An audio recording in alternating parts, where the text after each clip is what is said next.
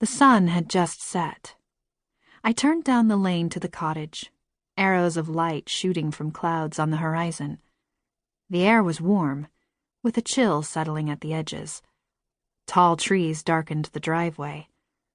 I could see the shape of the house, but few details. My phone lit the way through the front door and kitchen to the fuse box. I switched the breakers, heard the fridge rattle and an encouraging tick from the water heater, turned on a few lights. Faded notes in my mother's hand were taped to everything, on light switches and cupboard doors and appliances, explaining how and what to do to revive the place. I read each one, not ready to rely on my memories. Mom had been renting the cottage out to friends and acquaintances for years, but this was my first time back since I was 12. As I hauled my bags from the back seat of the car, I heard sputtering chirps echoing in and out like synth beats at a club.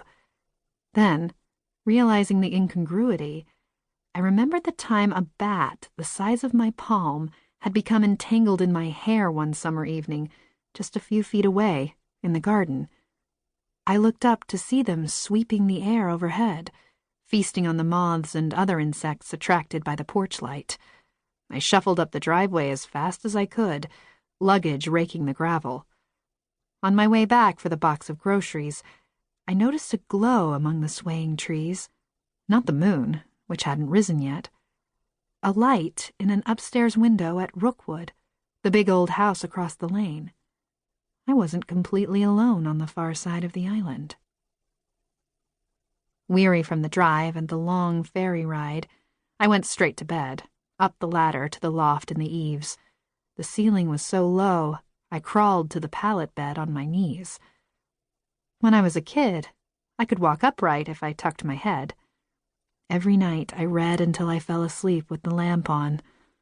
So Dad started calling it my lighthouse.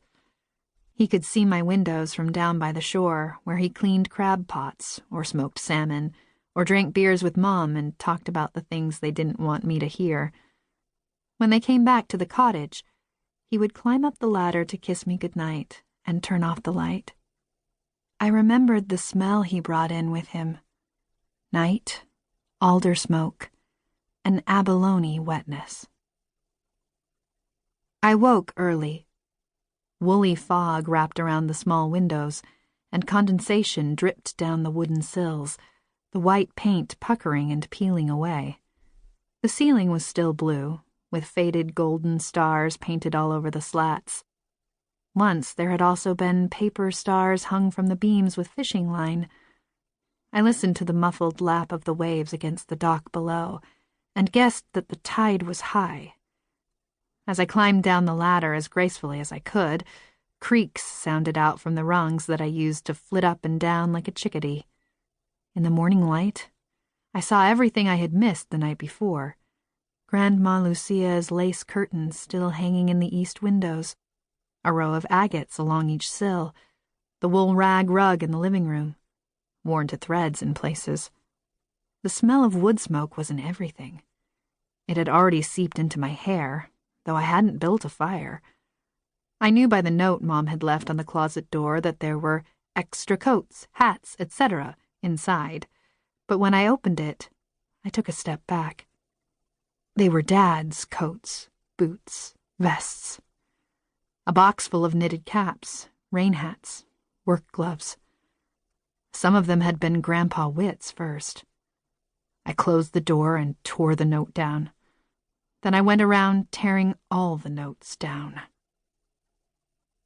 After the earthquake and Dad's funeral, it took all the money we had to get to Seattle to Mom's parents' place.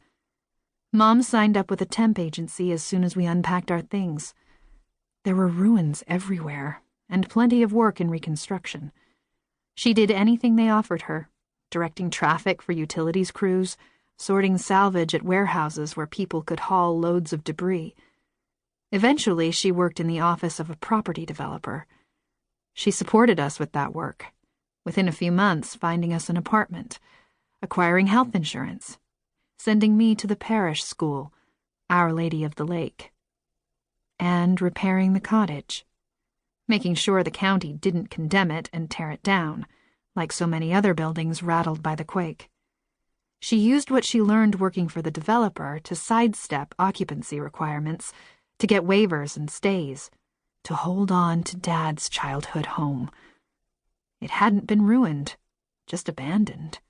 Not abandoned, she had told them, just temporarily vacant.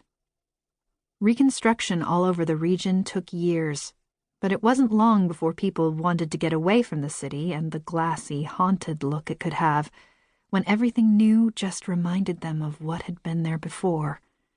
Mom started renting out the cottage to pay for taxes and utilities.